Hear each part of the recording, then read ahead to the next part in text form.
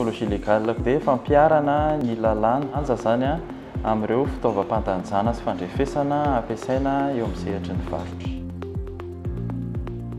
Service central zany a dia eto a Soarano Analakely a no ahitana ny sampandrarany refy sy lanja.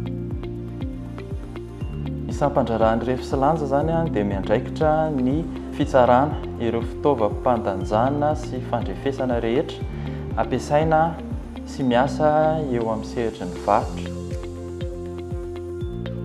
Ny mpanjifa zany manana antoka kokoa amin'ny entana vidiany zany, na amin'ny lanja io na amin'ny refy.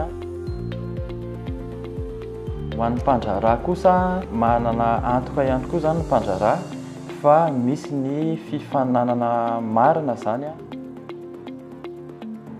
Ny vina sampandrarany refy sy lanja zany a ny ataoko hoe ny foezaka zany a dia fanavaozana ny lalàna mifehy ny refy sy lanja eto Madagasikara.